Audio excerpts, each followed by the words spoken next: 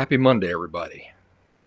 Welcome to the Last Symptom Monday live stream. So nice to have you all with me here. Went directly from freezing cold temperatures to sweltering humid temperatures. Has that happened to you, wherever you might be out there in the world? I see you got a few people on locals with me.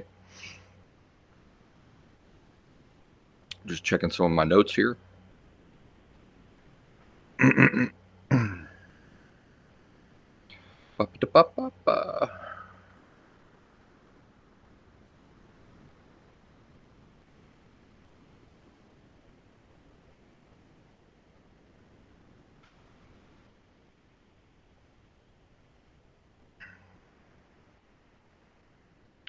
Thought we would talk about love a little bit today. Hi, David. Good to see you. David on locals. The way we do this is that the first 20 minutes or so are open to everybody, and then after that I close it down and it becomes for supporters only on locals. And the way you can join us on locals is you can go to thelastsymptom.locals.com in your web browser, or you can download the really nifty locals.com app from the App Store, and then just search for The Last Symptom by Brian Barnett. David says, yes, cold and rain to warm and almost hot. Yeah, I think the rain, tons and tons of rain over the last 2 weeks. The Ohio River is so swollen you can't tell where it starts and ends. But I think that all that rain now is contributing to this oppressive humidity that's in the air now that the sun has popped out. I had an interesting weekend. I went on a camping trip with several groups of people, and it rained all the night, all the daggum day that first day. But then the sun popped out for Saturday and Sunday, and that was nice. How are you guys doing? Tell me about your weekends. David's talking. Sounds like you and I are sharing some of the similar weather, David.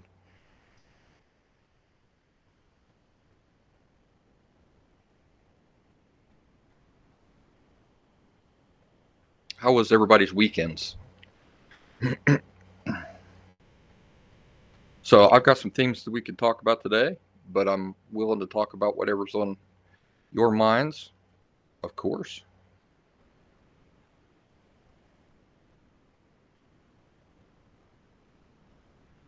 Wanted to talk a little bit about the first law of thermodynamics.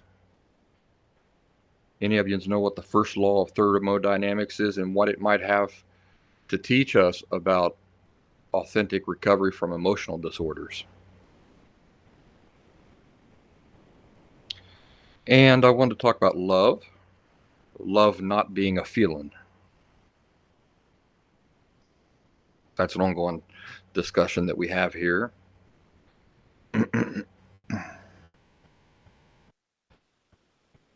And some other things. We have a beloved member on Last Symptom that kind of tweaked a thing that I say. Hello, Nana. Nana says he failed thermodynamics in college. That's all right. I would have too. I don't know why I started thinking about this the other day, but almost everything that I come across that I find that is very interesting about just the nature of the universe, I think to myself, what does that teach me about emotional health? Really about people and about the laws that we're all operating under. And what can I draw out of certain things and gain insights into emotional health through these seemingly unrelated things? Well, I'll tell you what the first law of thermodynamics is. It's the conservation of energy. And maybe you've heard this before. It's fascinating that in a closed system, Energy cannot be created, nor can it be destroyed. Hi, Love God 923.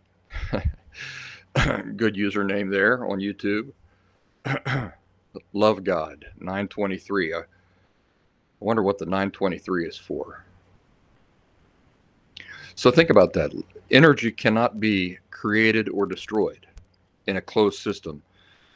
What is an example of a closed system? Our universe is a closed system. Saw a guy who created a closed system out of a huge glass jar. And he put some soil in there, and he put some seeds, and he added a little bit of water, and then he corked that. And then he just left it for like 50 years. And it's still going. Those plants grew, so he's got like a rainforest inside this jar. And it's a closed system in that he doesn't have to take the cork off and add water or anything like that. It's just self-perpetuating the whole thing. This closed system that is, I guess, in perfect balance. So it has everything that it needs and to continue thriving. So our universe is a closed system like that. And the conservation of energy, or the first law of thermodynamics, says that energy cannot be created, it can't be destroyed. Whatever we have, that's what we have. Now think about that. When you think about like burning firewood, for example, what are you doing when you're burning the firewood? You're not creating energy, you're converting energy. So you're converting it from mass into flame, right? And heat and those sorts of things. Of course, Einstein's theory of relativity equals mc squared says that from mass you get energy, and from energy you get mass. In other words, everything that exists in the world just comes from tremendous amounts of energy. So even this table I'm sitting at is just energy in this solidified form that we know of as a table. But you can take the table and you can convert it back into energy. But anyway, you see what I'm saying? You're not creating energy, you're just converting it from one thing into another thing. Now, if you think about people like that, and you think about our emotions like that, what can you learn? Well, one of the things you might be able to learn that I thought was kind of insightful is to stop fighting against emotion and against the things you feel and those sorts of things. Have you ever heard the expression roll with the punches? So in a lot of martial arts, what are they doing in these martial arts? They're taking energy that a combatant is bringing toward them, and they're harnessing the energy and working with it. So that's this concept of rolling with punches, right? You don't stand right in front of the punch and just take the full brunt of it. You move with it, and you carry that energy past you, is the thing. So what do you think about that? When you think about your emotions, your emotional states, can you begin to think of it as, instead of me trying to destroy this energy or to eliminate it or get rid of it or fight against it, how can I work in harmony with the first law of thermodynamics, or the conservation of energy? You see, you don't want to destroy it, you just want to convert it, don't you? Can you convert hate into love? Sure you can. Can you convert frustration into joy? Sure you can, but it takes some practice. It takes some mindfulness to do that. Not long ago, I was talking about two things. I think it was an orange slice, actually, last week. The two most powerful tools that we have as human beings is, number one, mindfulness. David says he understands roll with the punches, but it's hard to do. Right. So these two things are what will help you to roll with punches, or to convert energy rather than fight against the energy.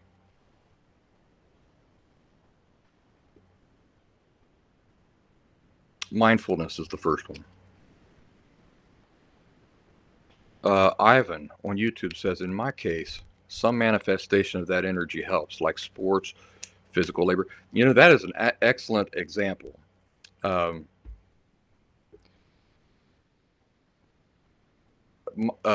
an excellent example. That's an excellent example of taking energy and finding a constructive thing to do with it. My dogs, they turn 1 at the end of this month. But if you can imagine them being pups, but they've got these full-grown, powerful bodies, they JMIKULLA just subscribed on Locals. So nice to have you. I hope you enjoy this live stream.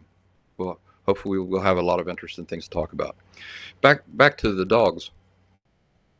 I can fight against that. I could try to fight against that when they're bouncing off the walls and everything, and they are just acting crazy in here, and I'm trying to do some work, or I'm trying to concentrate or something. I won't be very successful. Success will come from just recognizing the energy that they have pent up inside of them, and then thinking to myself, what is a healthy way for me to allow them to exert that energy, to spend that energy? And so I have to allow for that. It keeps me happy. If I'm fighting against it, that keeps me frustrated.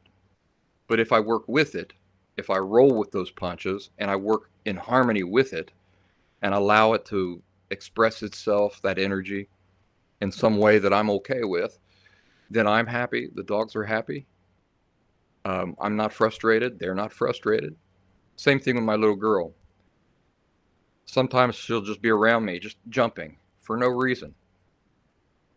And that can get frustrating. If I say to myself, this is driving me nuts. Doesn't she have anything else to do? Well, I'm the parent, right? And I can recognize that at that age, she's got the reason why she's hopping around and acting crazy is because of all this energy that's got to go somewhere. So then I choose to pick my battles a little bit differently. So in other words, instead of wanting her to just turn it off, I say to myself, this is her expending that energy, which is necessary. And that keeps me happy. I'll get back to the topic here, the two tools that we have in just a second. I want to catch up to the chat.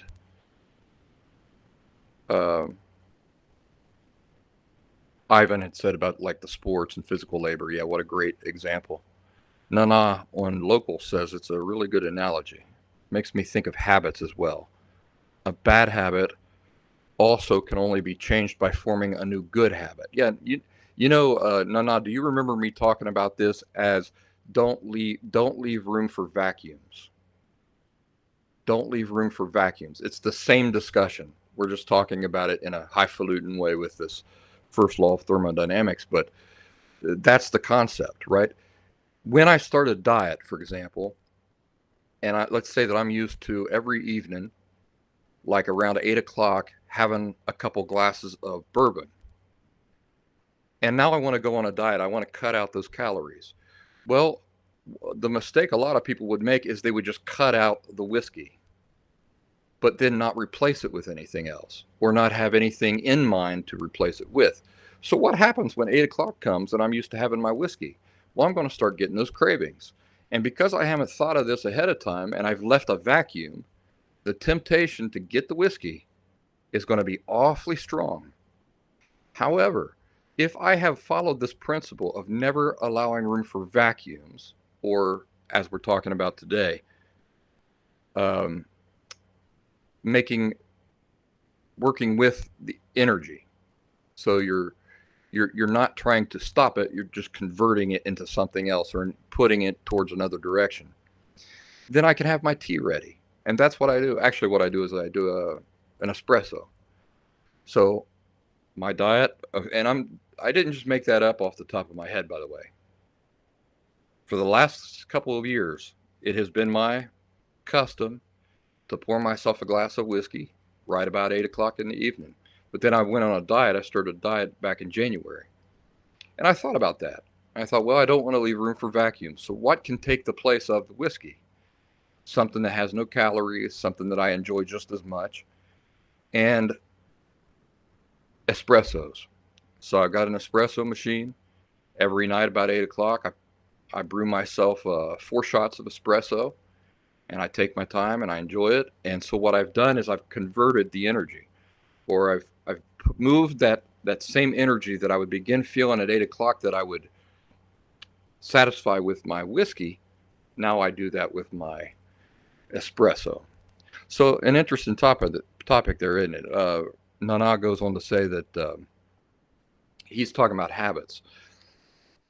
If you're trying to eliminate a bad habit, you need something to take its place, don't you? Let's say I bite my fingernails. I do bite my fingernails, but I don't bite my fingernails because I'm nervous. I bite my fingernails because I don't like how feminine my hands look when I clip them. So I just bite my fingernails. But let's say that it's a bad habit, like a nervous habit. What are some things that you could do instead of biting your fingernails? Well, you got to think up some things, right? But think of it in those terms. I don't want to fight against the energy, nor can I destroy the energy. I have to convert the energy. So I got to find something else to do, sort of like what Ivan said. Maybe instead of biting your fingernails, you could take a walk, or you could lift weights, or you could build something. Creative energy also is just a redirection of energy. So there's a lot of ways to do that.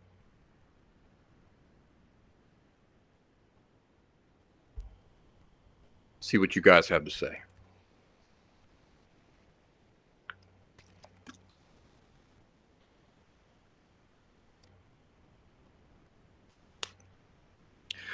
You probably remember this from high school.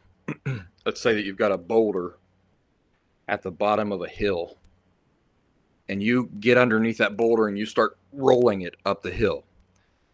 That's a lot of energy you're putting into that, isn't it? So when you get to the top of the hill, and you get the boulder there, and you sit down to rest, didn't you just use all this energy, and didn't it just go into nowhere? No, it didn't. It's still within that rock. It's still being held within that rock. All the energy that you put into moving that boulder up to the top of that hill is still contained within that rock. It has not dissipated into nothing. It's still contained in the boulder. You tip the boulder over and it rolls down the hill, you'll see what I mean. Love God 923. Do I have an email? Yes, I do. You can email me at let's see here. You can email me at Brian Barnett at thelastsymptom.com. Brian Barnett at thelastsymptom.com. Now, the reason why I hesitated there is because I've been having some trouble replying to people with Gmail accounts.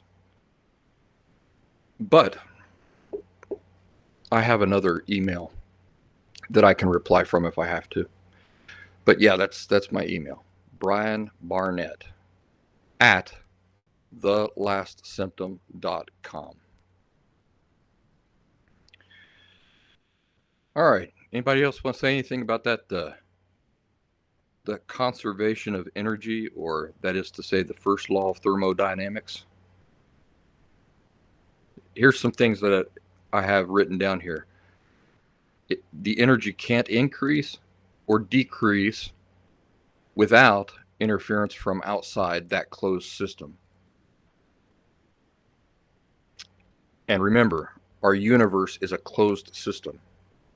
So unless something from outside all of reality that we know interferes with our universe, then whatever energy exists in it is the same all the time. It doesn't go anywhere. It just gets converted into something else. Gravitational potential is that stored energy of the boulder I told you about when you roll it up to the top of the hill. Kinetic energy is the energy of its motion when it starts rolling. And the sum of these is called mechanical energy, but it's all just energy. And emotion, our feelings, are just energy. So back to what I was going to tell you, the two most powerful tools that we have in our arsenal as people is, number one, mindfulness. So if you're not conscious of what you're feeling, what does that mean? It means that you're a bus without a driver. I like to think of it as a bus without a driver, and it happens to the best of us. It just happens more when you're unhealthy. In fact, it almost always is happening when you're unhealthy. When you get healthy, you might have moments of carelessness where you're not mindful of what you're feeling, or things will catch you off guard. This is the human condition type situation we're all dealing with. But do you remember the trick that I've taught you for that? You don't have to walk around constantly conscious of what you're feeling. All you have to do is take note when your feelings go from feeling pretty good to feeling not so good. And I call that the pebble in the shoe principle. So I was taking a walk with my daughter. Everything's fine. The walk is fine. Her mind is on the trees, on the beautiful day. And then she says, wait, stop here a second. And I said, what's wrong? She said, I've got an irritation in my shoe. And so we stop. She takes the shoe off and she rattles the shoe, and a pebble falls out. Remember that story when you're thinking about your feelings and you're thinking, how am I supposed to be mindful all the time of what I'm feeling? Well, you don't have to be. But just like that walk, there came a point where she was feeling pleasant, and then all of a sudden there was an irritation, and her attention went to the irritation, didn't it? Now think about your feelings like that. You're going about your day. You're feeling great. Life is fine. There's nothing bothering you. But then your emotions take a turn. It's at that point when your emotions take a turn that mindfulness should kick in. And it should become so easy, just like the pebble in the shoe. Because why? Because our attention naturally wants to go to irritations. So whenever there's an irritation in our life, our attention naturally wants to go there. So there's another example, right, of first law of thermodynamics. Instead of ignoring it or pretending it's not there, your attention goes there. You roll with the punch. You work with that energy. And then the analogy is of taking off your shoe and finding out where the irritation is. You do that with your feelings. I was feeling fine a second ago. Now I'm feeling insecure and frustrated. What is the pebble? Where is the pebble? I need to stop right now and take a look. Jimmy Kula says that is happening now. So there's the principle. There's the practical principle about what to do and how to be mindful of your feelings. It doesn't mean that, like, for example, throughout my entire day, I'm just constantly paying attention to what I'm feeling. No, but I have learned that when I go from feeling pleasant to feeling not so pleasant, then my attention goes there. Jimmy Kula says to me, well, I figured that's what you meant. Hopefully this is helpful for you then, today and even moving forward this week. So mindfulness is your number one most powerful tool, one of them in your arsenal. The second one is accepting responsibility for your thoughts. What I mean by that is that we have complete control. Notice, we have complete control over what we continue to think about. Not only do we have full control over what we continue to think about, but we have full control over how we choose to think about a thing. People underestimate the power of this, but if you exercise this superpower and you get really good at it with practice, you will see how powerful it becomes in your life. Nana says, I like how you likened emotions to energy, because just like emotions, energy also is neither good or bad. Right. Information, right? It's the same thing. Information isn't good or bad. Now you might say, well, what if the information is that I killed somebody? Okay, the act of killing somebody is good or bad, but the information about it is not good or bad. Here's an example of that. You use a GPS system in your car from time to time, or maybe you use it on your phone. Is the information being transmitted from that satellite to your phone good or bad? It's not good or bad. Now, it might contain information about something that is good or bad, but the information itself is not good or bad. So we think of our feelings then as both of those things. They're energy, they're information, and neither one of those things, neither one of any of those three things, feelings, information, energy, is good or bad. It just is what it is. It's just what it is. And we can take it and we can do good things and bad things with the energy from that, but the energy itself is not good or bad. So, did you guys catch that? The two things, mindfulness, and then the second thing is having full control over what we continue to think. Now, notice what I did not say. I did not say that we have full control over what we think. I said we have full control over what we continue to allow ourselves to think. That's important because if you tell me not to think about an ice cream cone, the first thing I think about is an ice cream cone. So apparently, I don't have full control over everything I think, right? But the fact that I have full control over what I continue to think means that for all intents and purposes, I have full control over what I think. Because even though you say don't think of an ice cream cone, and I do, I'm not a slave to my thoughts.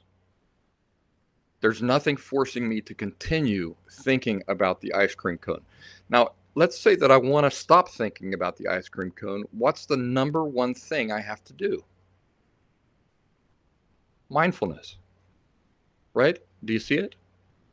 If I'm not mindful that I'm thinking about an ice cream cone, I can't do anything about it. So, do you see how those two things work hand in hand to make a person extremely powerful? Now, one last thing here, and then we'll go to supporters only on locals. But okay, David, wonderful having you here today. I appreciate you being here. Thank you for dropping in for as long as you could.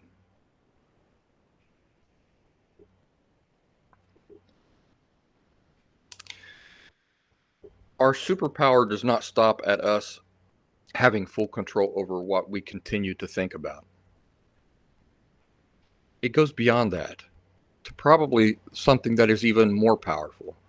And that is, we have full power and control over how we choose to think about things. Do not underestimate how powerful that makes you. Now, I used to tell a story about how I used to love summer and I used to hate all the other seasons. I had this realization, like this epiphany one day. I imagined myself at the end of my life, if I were to continue with this type of attitude, where summer is great and all the other seasons stink. And what I saw in this epiphany was a man who had lived 1/4 of a lifetime. I had that realization because in spring I was miserable.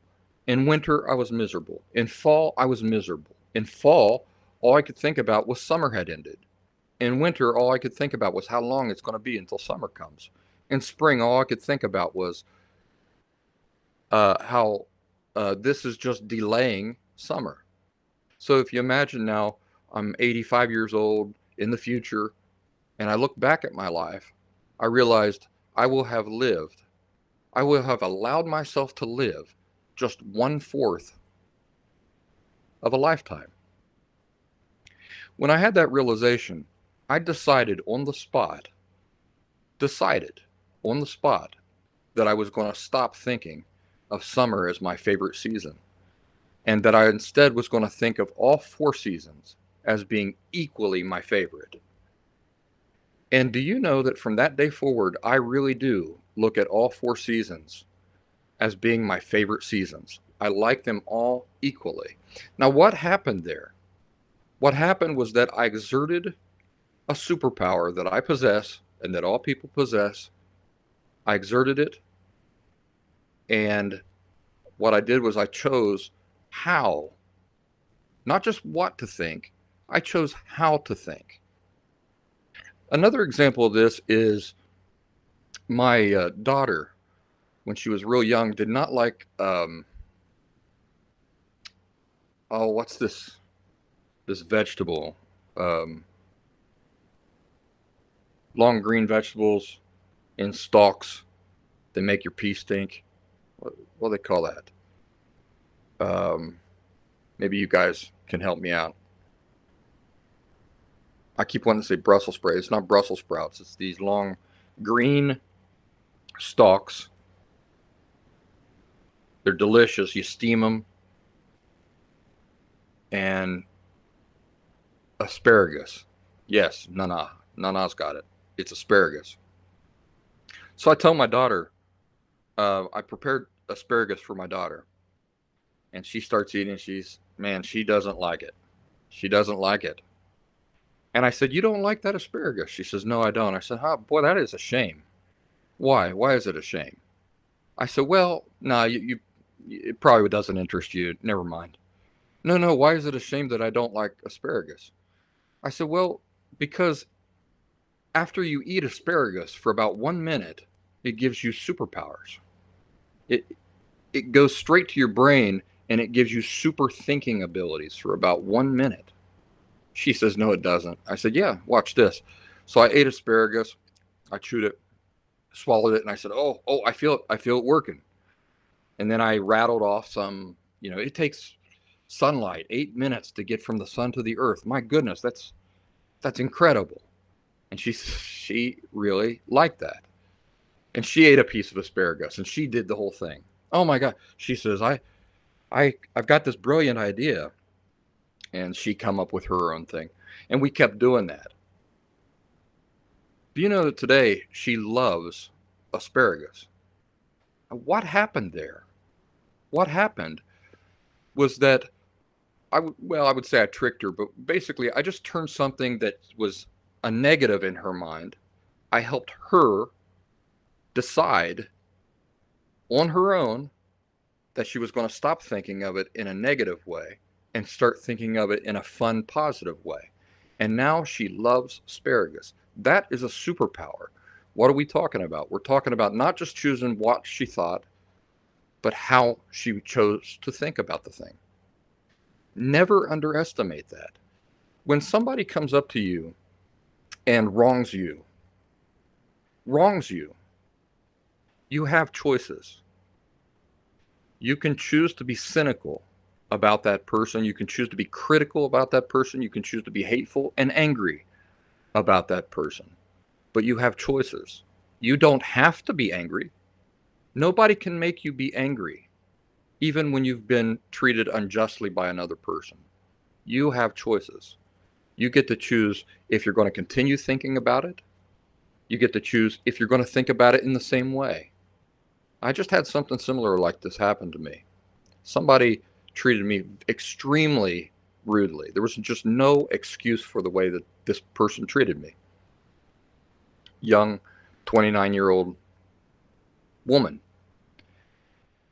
And days have passed, and I've been kicking that over in my head. And I've thought, there is a challenge. There's a challenge, and I'm up to it. The challenge is this. I get to choose whether I'm going to think negatively of this person moving forward. But I get to choose. not to think negatively of this person. Instead, I'm going to try to think about the positive things about this person and I'm going to keep doing this until this frustration and this bitterness that I feel toward her starts to fade and shed away.